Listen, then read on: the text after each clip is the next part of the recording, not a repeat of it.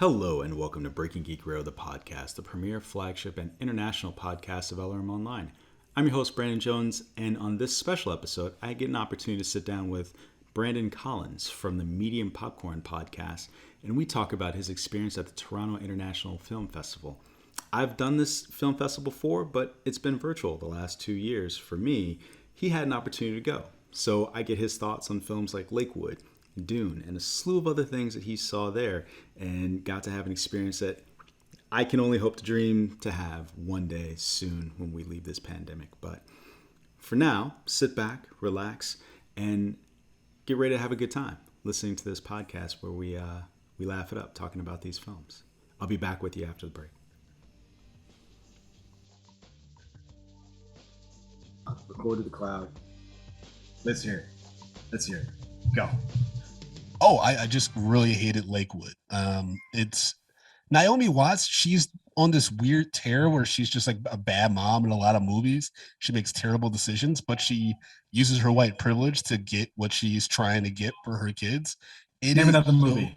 What's another one? Book of Henry, where she legit like plans a murder on behalf of her dead son. It's incredible. I heard so many bad things about that movie that I didn't want to see. Because who directed that? Somebody directed Colin that. Chernow, and he lost Star Wars Episode 9 because of this movie. That's how bad it was.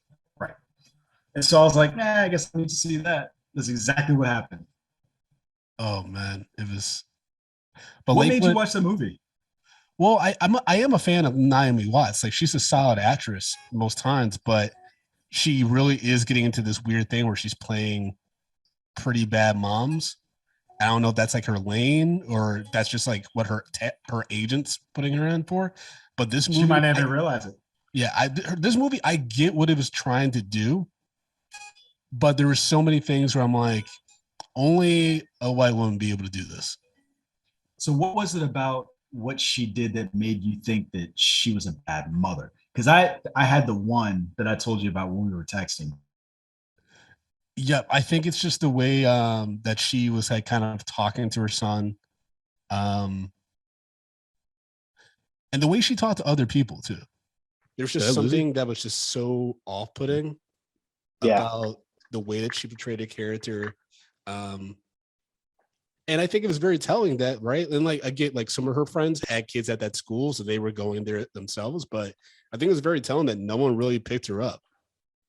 Man, that drove me nuts. So I couldn't tell, to your point, I couldn't tell if that was a her issue or if that was like her friends are all assholes.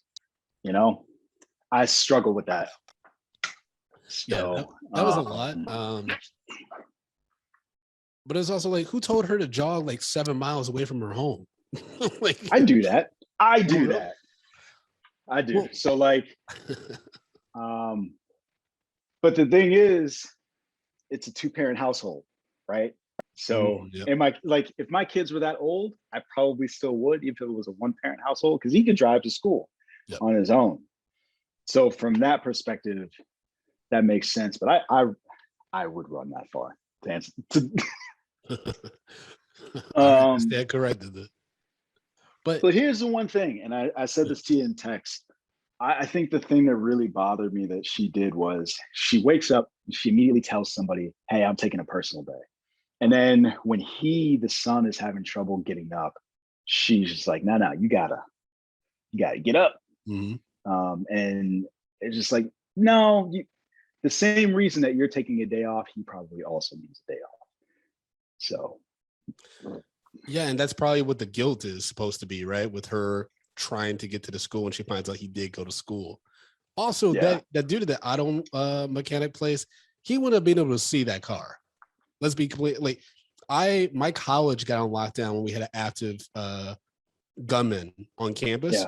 There were helicopters. You cannot step even like 20 feet near that campus for the whole day, right? Yeah. There's no way, even if he could see the parking lot, there's no way he was able to actually go and be like, yeah, that's the car.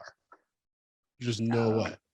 I was just like, I tried to suspend belief. And you know what's funny? I didn't even think about that as I was watching like the scene at the end. I didn't even try to match up like, okay, So he had to have been like somewhere in this area to be able to see that. Like it just didn't even cross my mind, because for me, I was so wrapped up in like, all right, is this kid gonna fucking make it out of here or not? And because of the people in the movie, like I was pulling for him, right? Like I didn't like her friends. She was okay.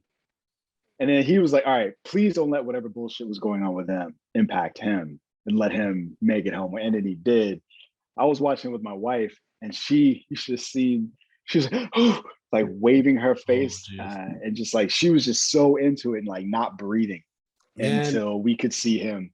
Did you watch The Guilty by any chance with Jake Gyllenhaal? I did watch The Guilty. Okay, so for me, it was like, yo, white people have no chill, because Jake Gyllenhaal yells at that killer, like the person he thinks is the killer, like, just goes off on him, right? And then Naomi Watts calls the shooter and is like, he's a good boy. I'm like, don't tell him about your specific child, because he might be like, yo, your mom called me, I'm gonna kill you. Like, there's just so many bad decisions she made.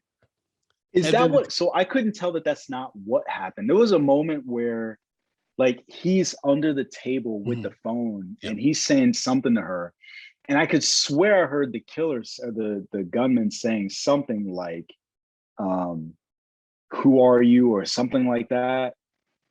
Was he talking to him, or did I miss? I think he was talking on the phone, because I remember that's a video I think the son sent her. Okay. So he was recording that video and sent it to her while she was on the phone with the shooter. And then my whole thing is, though, one, like, you don't know how unstable this dude is. You don't know if like he has specific target. You don't want to put a target on your son's back, right? Yeah. And then on top of that, she kept frantically calling her son back. And I'm like, if this kid doesn't have the wherewithal to put his phone on silent, you're gonna get him fucked up. Like, that drove me nuts. There's just so many things. So it's funny. This isn't a horror movie, but as that was happening, what you're describing, I'm like yelling at the screen. Why the fuck are you calling him? Right? Like at that point, she already she knows or should know that something is happening, and yet she's calling back. And to your point about having the wherewithal, that's one of the first things they talk about now is make sure your phone is on silent for these kinds of things.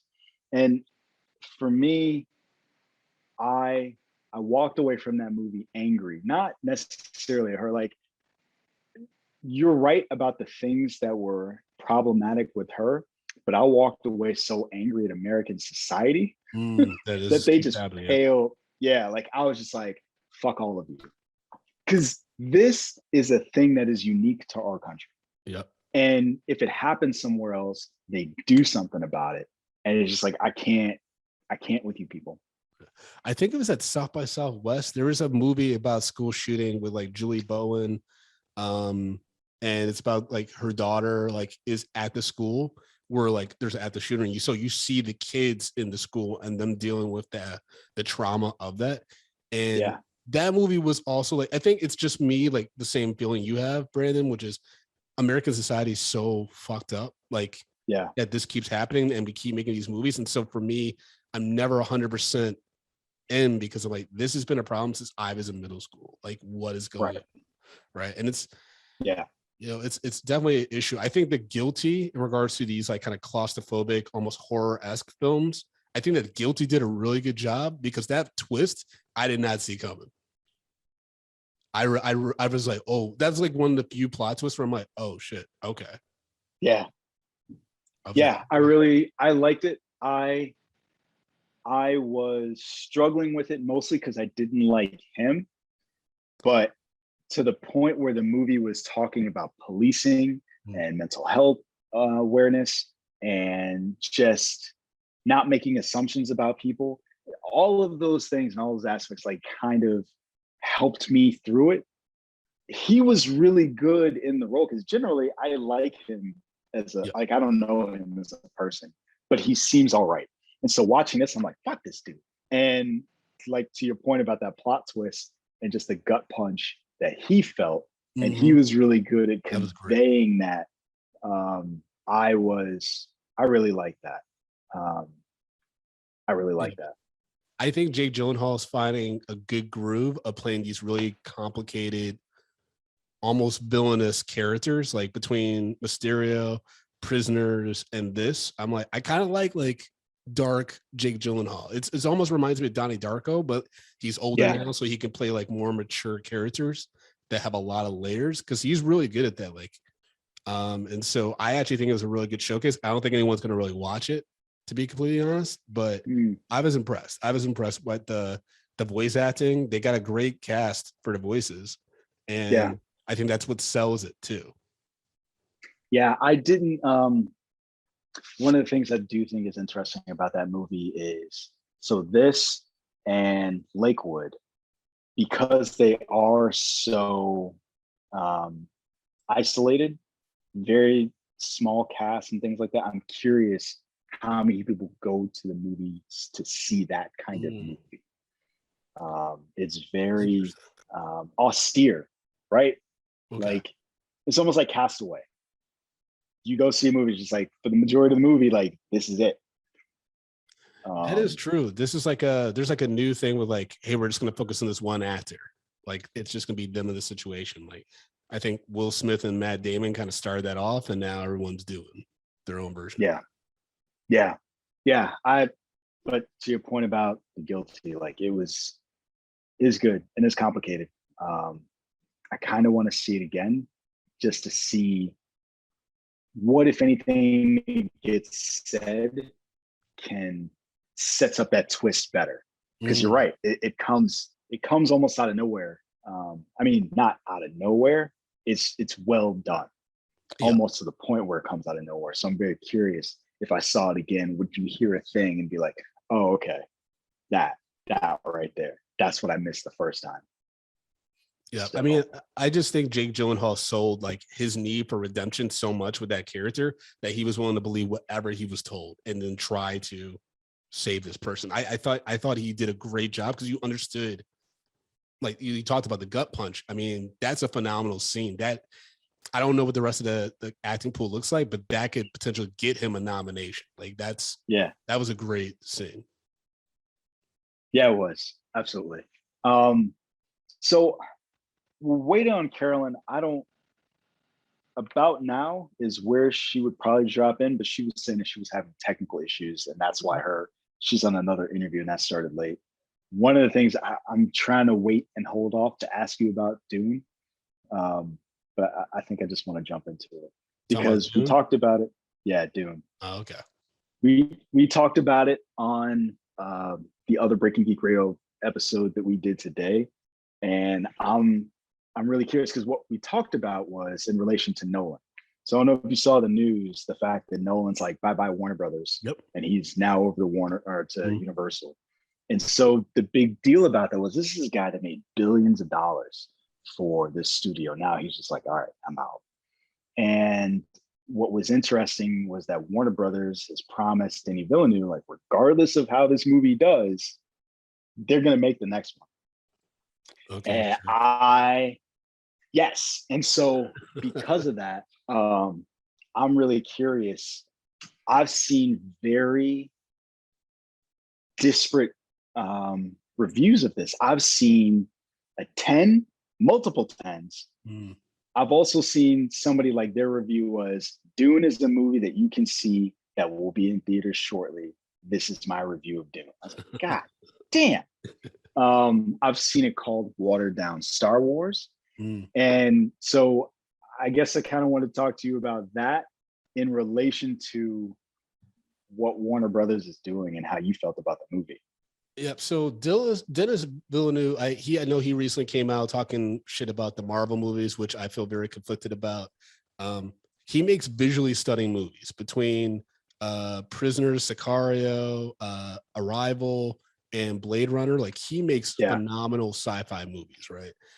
Dune, I would say I would put in the middle of all the movies he's done in regards to visually, or in terms of quality and visually. I would say, really? It didn't show me anything. Blade Runner 2049 is one of the most beautiful movies I've ever seen in my life. Like, they shot the hell out of that movie. It's fantastic. This was like a watered down version of that. It was stuff I had already seen before. I just happened to be watching the IMAX screening, so that was helpful. But at the end of the day, I'm like, I don't know if there's an audience that's going to be into this story enough to want to see 2 more of these. Like, there are some cool action scenes. I think they're overdoing Zendaya in the marketing. I think that's going to come to bite them a little bit. And honestly, it's 2.5 hours, and that's just the screening I saw, right? That's like start to finish. That's without preview. So I don't know in the theater if this is going to be a moneymaker. And that was what surprised me a little bit about the budget when I read it, because I'm like, he essentially got a Christopher Nolan budget, but he's never had Christopher Nolan box office numbers. So I was kind of curious about what that's about, but maybe Warner Brothers knew that their relationship with Christopher Nolan was waning. And so they're like, who's the next big person that is probably going to have a huge hit? It might be Villeneuve. And so that's me and my theory. I think the Warner Brothers decision for the same day theater release has not been good. But I will be fair in saying most of the movies that have done this have been really bad. I would say with the exception of In the Heights, Suicide Squad, Judas and the Black Messiah, they've been rough. I really like Reminiscence. I'm gonna throw that so I agree with your list. I love Reminiscence. And I've been arguing with people about that movie. And I feel like that should probably tell me something. But I 100% understand why people don't like it. But I love it. It's gonna have long lasting effects unless they completely change course, which they're probably not. I think they really screwed up. Like David Chase is furious at them, right, for the Sopranos movie. He's like, I wouldn't have done it if I knew that this was going to be how it's released. It's a movie. It should be only in theaters, not where you can watch on your TV screen like a TV show. I mean, wait, so the Sopranos movie based on Sopranos, the TV show, is not fit to be seen on HBO. Okay. All right. I mean, I get it. It's kind of like I was really happy to see that Bob's Burgers, the movie, is going to be only theatrical release. It's not going to be a Disney Plus thing because, if you have a long running, really popular show and you get the opportunity to do a feature film, whether it's about that show or relation to that show, you're like, oh man, this is like, I'm glowing up, right? Like, this is dope. So I get it from a couple of things. So I'll address a couple of things you said. Mm-hmm. First is with Zendaya. Yes. So that is a thing that I saw in one of the reviews, that she is essentially in the dream sequences from the movie. And what I said was, she's one of the reasons I was going to see this movie.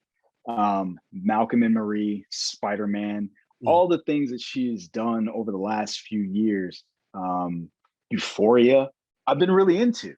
Yeah, she's a great actress and she's beautiful. She's going to be one of the biggest stars of our lifetime.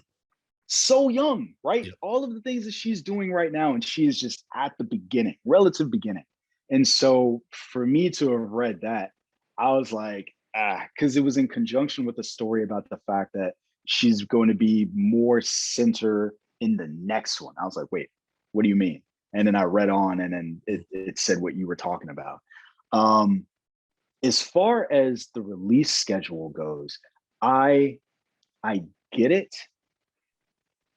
But the way that I view it in my head is there are a few ways to look at it. I do think that Warner Brothers did the right thing. It's almost like Afghanistan, right? Pulling out is the right thing to do.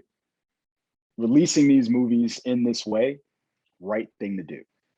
Seems like the coordination and the things that you needed to do beforehand didn't get done. So they needed to have conversations with these creatives.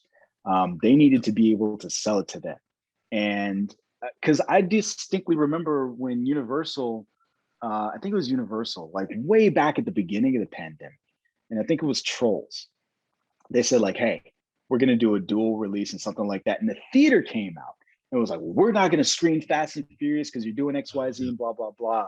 And based on that reaction, the theater really came out looking bad because there was an understanding of how bad the pandemic was at the point. Like Universal was ahead of the game and seemed to be making the right decision. And so my feeling about what Warner Brothers is doing now and what Disney is doing to some respect is that is the right thing. But it seems like there needed to be better coordination with the creatives to get them on board. You're never going to get everybody on board. You can't make everybody happy. But you didn't talk to anybody. That's what why needed Patty to happen. Jenkins and Gal Gadot, they were like, what the hell? Like everyone, because you're not only messing up with like, people's expectations of how their art's going to be received and like imbued, but you're also messing with people's money. And I know these are celebrities and really rich people, but at the end of the day, like you wouldn't like if someone messed with your potential bonus that you were expecting after you did this really cool thing that you know is going to make you X amount of money. I mean, I can't even say like 60, 70, 80 million dollars without feeling some kind of way, and it's not my money. You know, I think that's what Scarlett Johansson was supposedly looking at with Black Widow.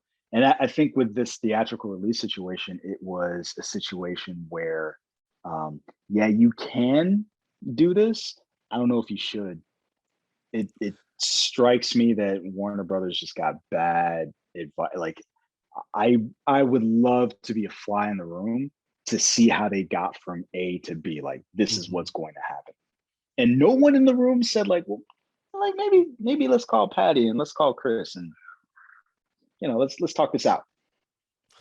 Yep, I think everyone was just, you know, underwater. Everyone was trying to figure it out. It's just, you know, now there's consequences to these decisions, right? And so I'm going to be really curious to see what filmmakers collaborate with Warner Brothers going forward, right? Like they're clearly doubled down on the DC universe. A lot of studios are going through huge overhauls, man. I mean, at first I was like, oh, streamers, that's not going to take over. But now, based on how the established studios are kind of crumbling, it's not out of the possibility for Apple, Amazon, and Netflix to be the big game in the industry.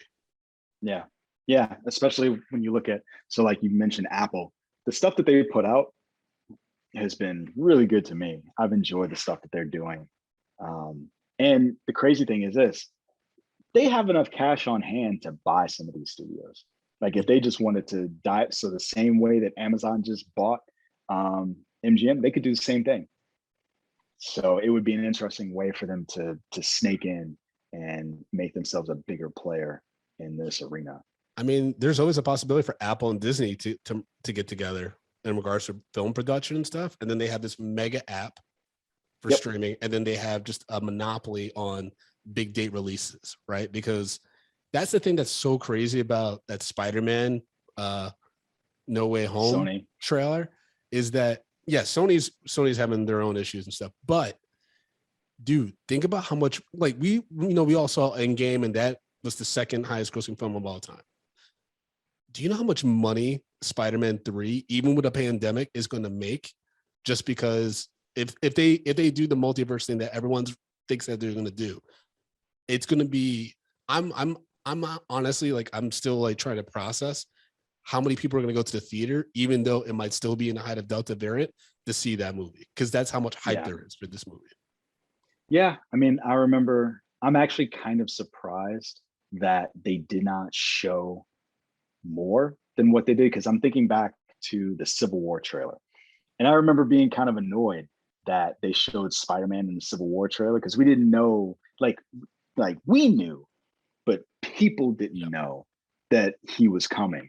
And so with this one, I'm actually surprised they didn't do something similar, like some wink to the camera where you got either Andrew Garfield or Tobey Maguire, like something. I'm glad they didn't, but I'm surprised as well. Now, do you think they're really in it? Because Andrew Garfield, he's doing promo for Tammy Faye, which just came out, and I saw it. It's really, really good. It's fucking crazy. But, he's adamantly, like, almost like uncomfortably, like, trying to tell people, like, please, you're going to get disappointed. Please stop bothering me about this. But do you think he's in it? Yes. Okay. The only reason that I think that he's in it is because they got Jamie Foxx back as well. And so that connection is the thing that makes me think that that's true. But why if Jamie Foxx wasn't it? I was just curious, why announce Alfred Molina and Jamie Foxx, right? But none of the other rumored Sinister Six, like Thomas Hayden Church, I believe the guy that played the Lizard. Like, it's just weird, like how they've, even Willem Dafoe, right? I mean, it's weird they teased him without actually showing him, because I'm like, yeah, it's like the best villain, like one of the best villains I've seen in all these superhero movies.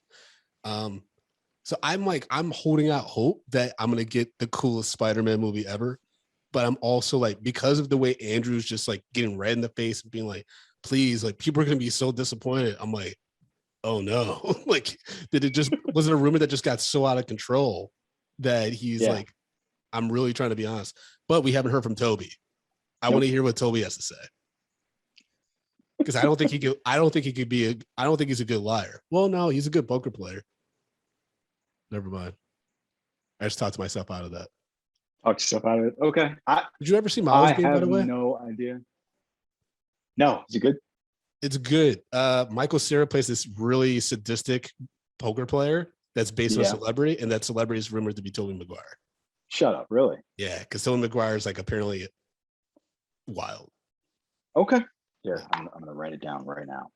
Miles' Game. Jessica Chastain, man, she's been killing it. Yeah. Isaac Tammy she was great.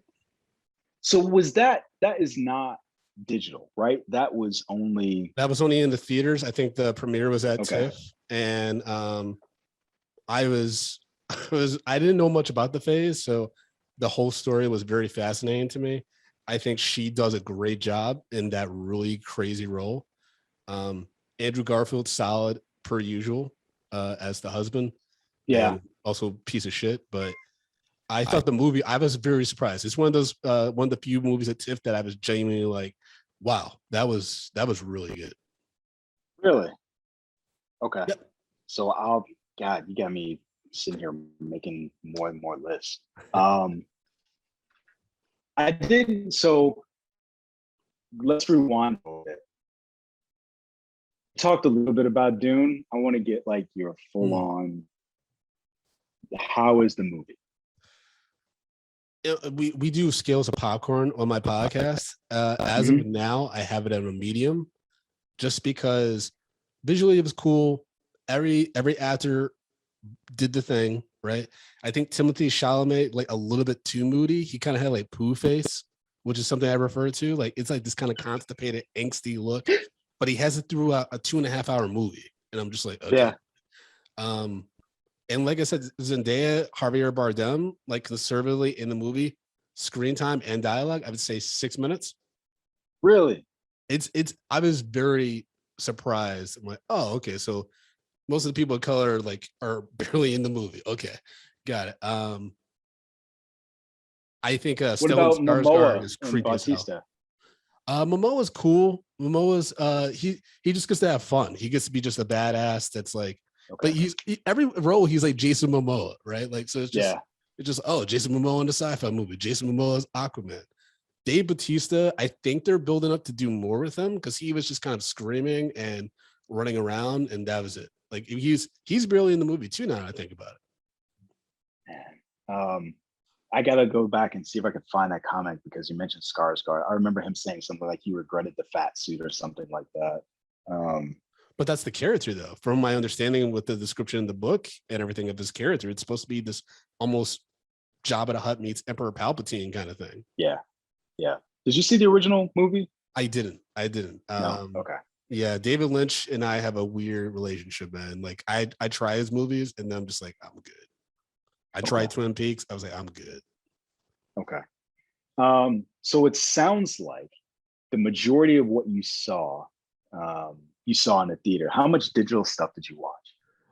So I only watched, I would say 3 or 4 digital movies, and I have one more to watch tonight.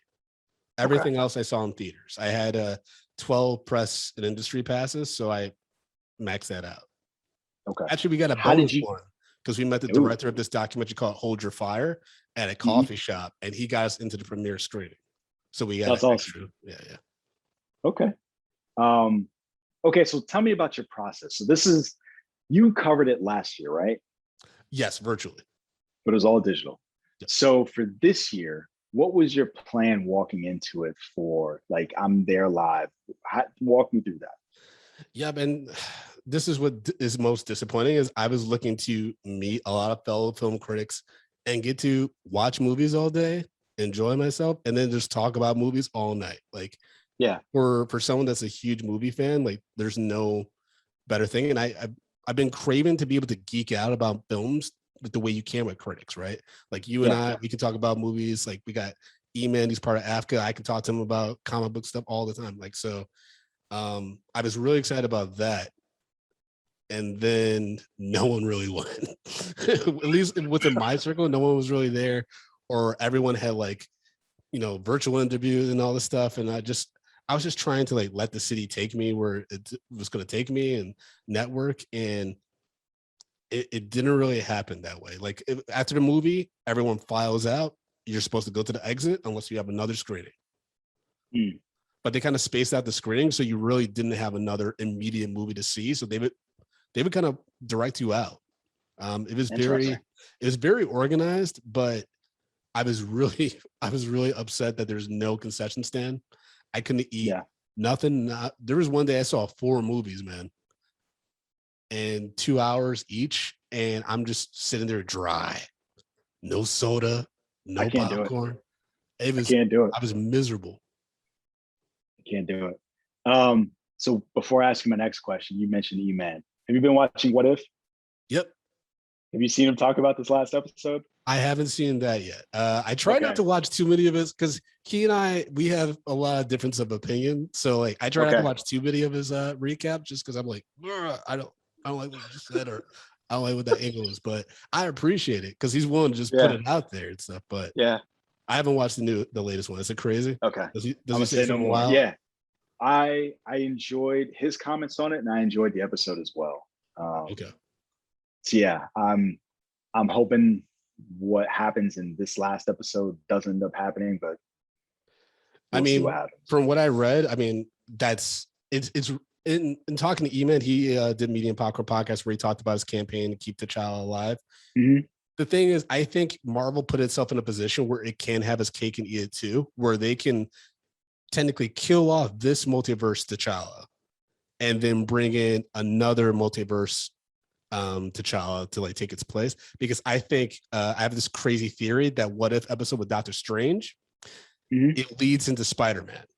So my theory is, because everyone's talking about how Doctor Strange like wouldn't put this spell, like why that's so irresponsible, right? Especially after everything that happened with Endgame. And I'm like, after that Doctor Strange episode, what if that dude in that episode, even though it looks like the universe has been destroyed, what if he was able to find another universe where Rachel McAdams' character lives, which would be our MCU universe, right? And then he's taken Strange's place as him and kind of locked Strange up in like some kind of portal. Because the rumor is that that's how he collects the Sinister Six, is that he puts it in this like chamber thing, right? So imagine the real Doctor Strange is stuck in something like that, and that's what the multiverse of madness is about. It's about him escaping and then or like encountering Wanda in that. I was really like with that episode, I'm like, I feel like this might lead into something. So I definitely think that they set themselves up to go somewhere with it. It wouldn't surprise me if that is what happened. I was thinking more that what happened from this particular episode is that they're going to wrap it all. There's an overarching story to What If. And by the time we get to the end of that, like we're going to see what that is. And that's what this plays into. But that's just as plausible as anything else. And to your point about their cake and eating it too, at the point where we've gotten like an entire show full of Lokis, you can't tell me there isn't another T'Challa that you could bring into this universe. Because that would be frustrating. I don't want to relive that. I don't. So I would prefer it if they just did not even have to go and get another universe version or end up killing this version of T'Challa, that they just found a way to do a sly swap. And I would prefer that, because I don't want to having him have passed away and then have to live through that again on screen. Yep. Nah. I understand. And I definitely think that, I trust Ryan Coogler, man. I've been rolling with him since Fruitvale Station. So he definitely has earned that. So I'm trusting what he's doing. I'm pretty confident Shuri takes over the mantle, but that hasn't been confirmed. However, it was kind of confirmed for me after we did the Africa, were you on the Africa roundtable for Small Axe? Yeah. So I remember when they were like, don't ask her about it.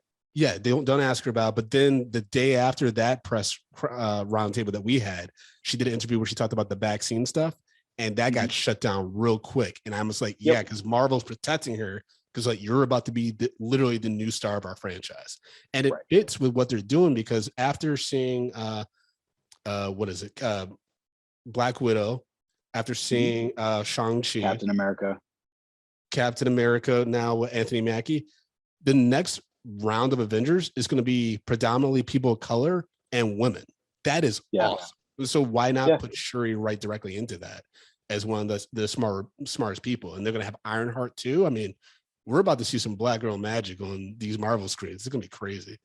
Yeah, and from that perspective, I have no issue with the mantle, any of the other stuff.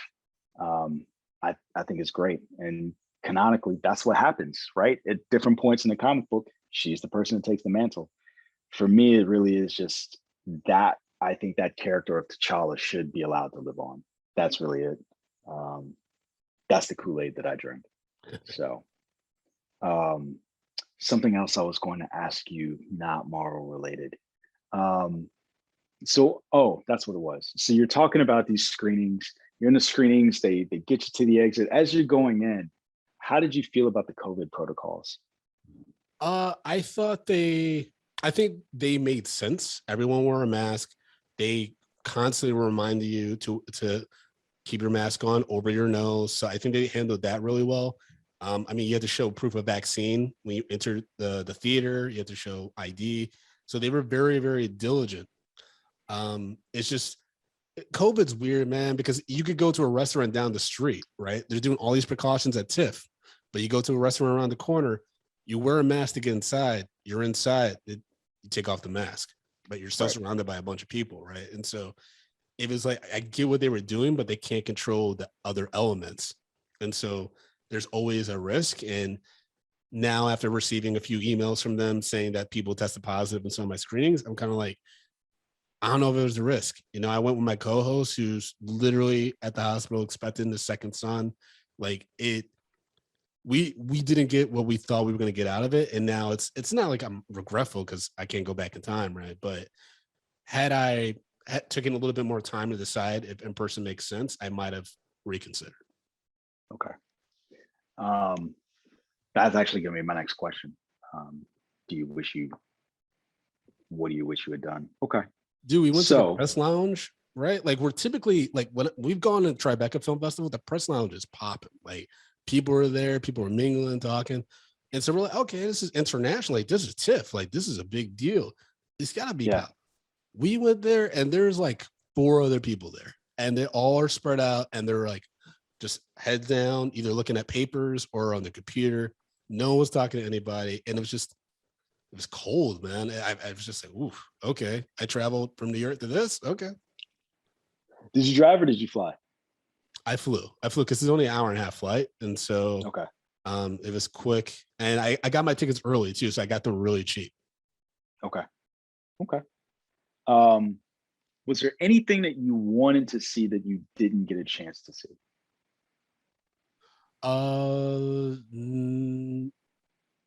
No. I think because the last movie I was going to see that I didn't get to see was I was just telling you about the Survivor with Ben Foster, but because that was the last night and there's supposed to be this event like for people attending TIFF for like meeting Joshua Jackson from Dawson's Creek and all this stuff. So I went to that instead. It was terrible. It was terrible. Why would you go to that? Well, you know, I was so eager to like meet people, like right, like last time I was in Toronto, man, I met so many people. I felt like I was the mayor of Toronto. I was having a ball, and so I'm expecting that, and like no one's talking to each other, no one's really interested. So I was just like, let me try to go talk to Pacey. Let's see what was going on with that show. And then, were you a Dawson Creek's fan back in the day? Oh yeah, absolutely. I thought I was Dawson. Right. Okay, I was never Wood guy.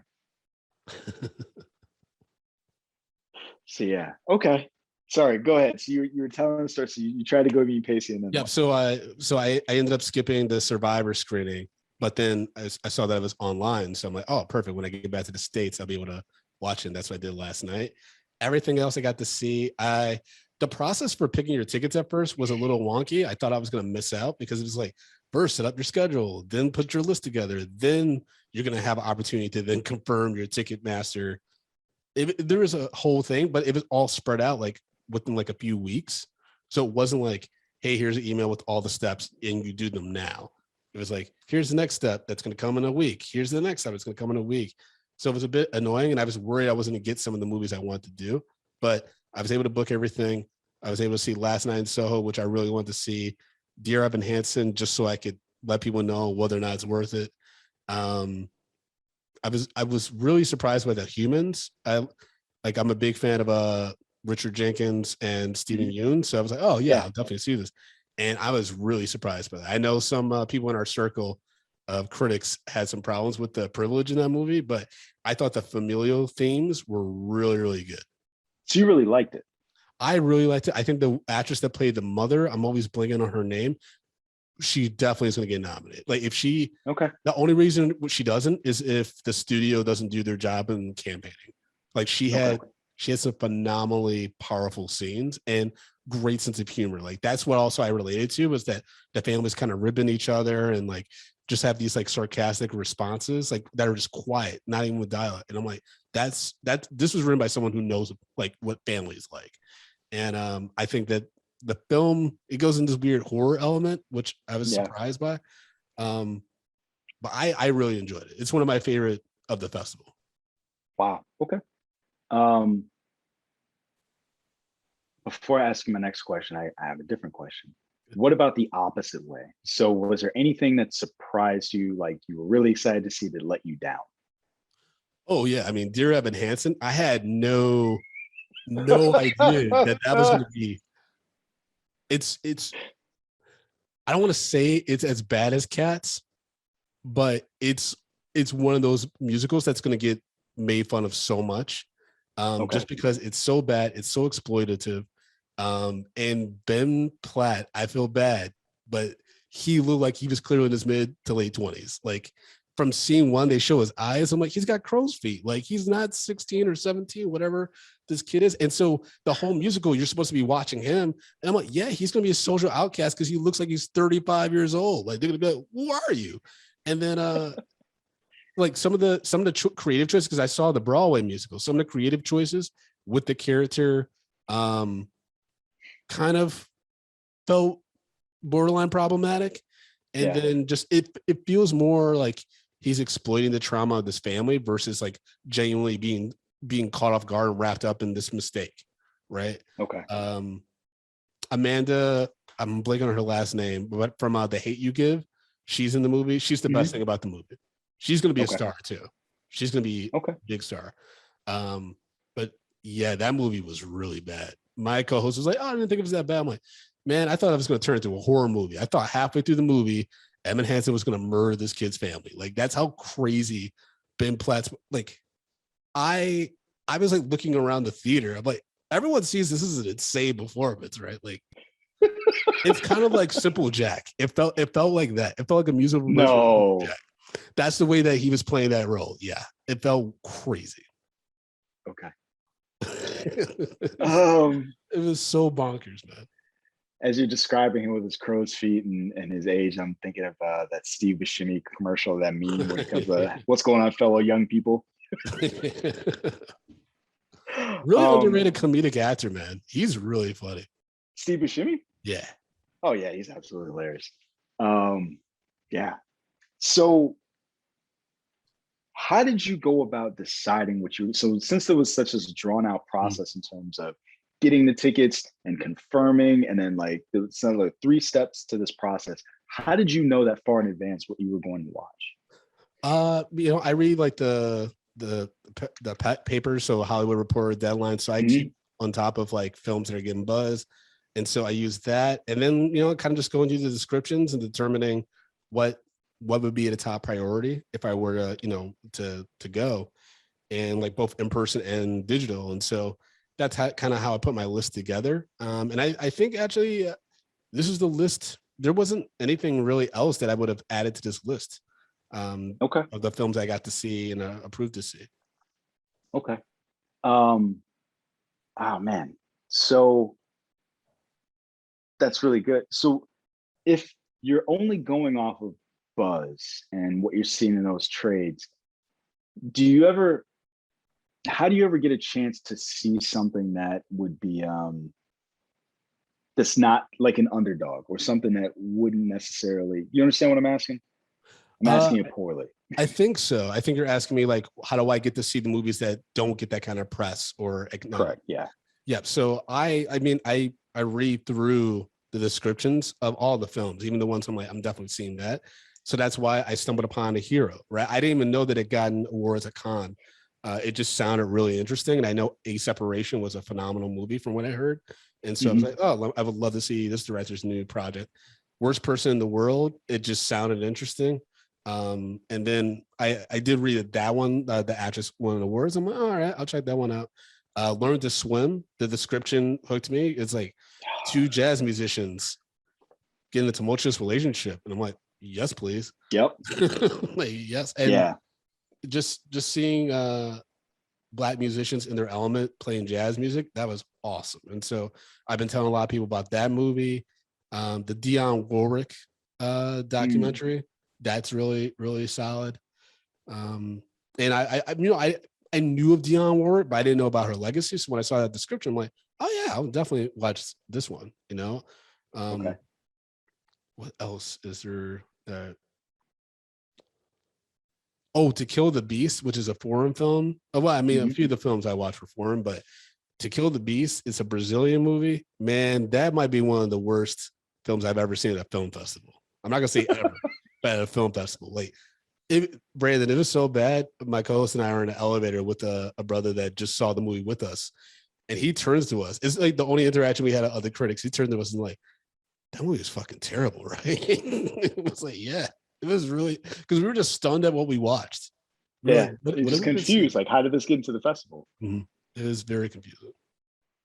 So this was part of my frustration. So you mentioned Learn to Swim. That either wasn't available. I got stuff digitally that was saying it either isn't available in your country or it just would not play. I think they said industry select, and I need to figure out somewhere what that is and what that means and why I can't watch it. But as somebody that was viewing this digitally, that was one of my frustrations. Like, there are things I definitely want to see but cannot. And what pissed me off was one time I was like, you know what, I'll just use my VPN. And so I VPN'd and was able to watch Power of a Dog, and did not like it. Wow, you're the only critic I've heard in the past few days that said that. Beautifully shot, beautifully acted, goes nowhere. I was just like, by the time I got to the end of that movie, I was like, I don't care. Like, what's the upshot? I don't care. And I'm one of those people where it's funny. So Jammer, Jammer. We always have this conversation about endings, right? For me, endings matter more than I think maybe him. And I'm just like, that ending to me didn't do anything to move the ball. So like, a great ending can even make up for a mediocre movie. Like, endings are really, really important. Yeah. And so to me, even though I thought that it was really good, like by the end of the movie, I was just like, I don't know what the point of what I watched was. And maybe if somebody explained it to me, and so this happens to me a lot on when I'm with my co-hosts, they won't like something and I'll go, no, this is why it's good. And so I'll go through like 10 or 15 points of the movie and they'll be like, you know what? Either they will like it more than they thought they did, or they will think I have to go back and watch it now. So maybe somebody could do that for me in this movie, that I would think about and change my thinking about this movie. But as I watched it, by the time I got to the end, I was annoyed. And then I could not VPN in to watch anything else. Like, it just did not work. I was like, so I was like, I blew my shot on a movie I didn't like. So yeah, that's crazy because you're a critic. You could get the Netflix advance. Yeah, it's really weird. That's why I held off on seeing that. I was like, yeah, I'm just going to email whoever in the media center for the screener. It's not a bad idea.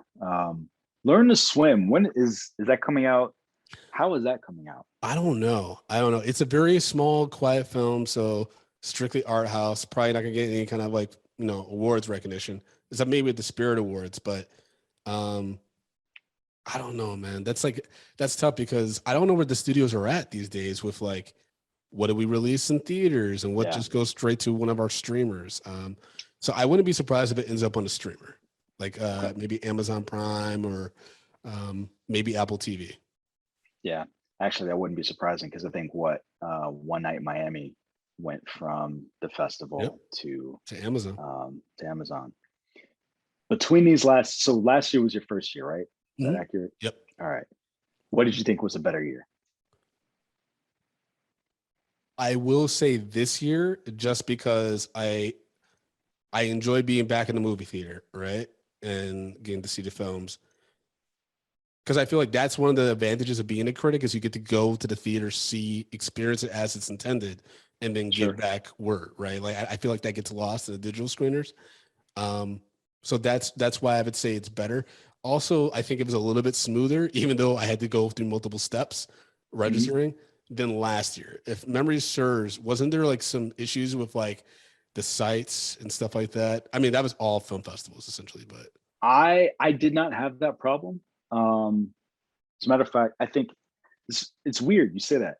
I don't remember that from last year at all. I definitely remember getting an email this year where they were like, hey, something got screwed up. And so because of that, we're going to move this, like they were moving things around because the digital platform got messed up. I don't remember that from last year at all. Yeah, I remember I did like a TIFF review last year. And so I talked about the virtual experience. The best virtual platform I've seen for a film festival thus far is South by Southwest. Like, I don't know what kind of programmers they had, but I was able to get a mani-pedi while I was watching a movie. That was pretty cool. Okay. I'm going to have to try and do that because I still haven't. This is the only film festival I've ever covered. Wow. So that's one of the other reasons I want to talk to you. Yeah. I mean, I'm relatively new to this. And then it was convenient and easy for me to do it last year because of the pandemic. And so that really helped. But yeah. So I really appreciate you hanging out and giving me your thoughts on the movies and your experience at TIFF. Of course. I want to keep you too long, but this is a great time. I'm glad we finally had a chance to podcast. Yes. Tell Jammer, man. I'm gonna tell him. So it's funny. One, he doesn't care about the festival, so I wouldn't have invited him into this. But the other thing is he's having internet issues. So just right now, like if my audio quality sounds terrible, to the folks listening, I apologize. I had to switch from my computer to my earpods and my phone because my Wi-Fi went down, and this is just an issue that I've been having all day. So apologies to you, Brandon, and apologies to anybody listening, because this is not how I like to do things. So, but that said, again, thanks for coming on. Thanks for talking to me about your experience. Absolutely. Where can you be found? Where's your podcast? Tell everybody listening, what's the... Sure. Folks can follow me at American Collins. My website's americancollins.com. I'm on all social media platforms. And then check out Media and Popcorn Podcast. It's on Apple Podcasts, Spotify, Podomatic, all that good stuff. And then mediaandpopcorn.com if you just want to go to a website where you can listen to the episodes too. So thank you so much for having me on, man. I appreciate it. No, thank you. And again, listen to Media and Popcorn, all of the places where podcasts are sold or streamed. Go listen. Collins is hilarious. And you could find me, Brandon Jones, of course, right here on Breaking Geek Radio Podcast, as well as at Sir Jonesy on Twitter and Instagram. And if you get a chance, go on Apple Podcasts, rate the podcast. Definitely would appreciate it. And yeah, that's it. So folks, we will catch you next time. Hasta lasagna. That works better with Nick. I forgot. So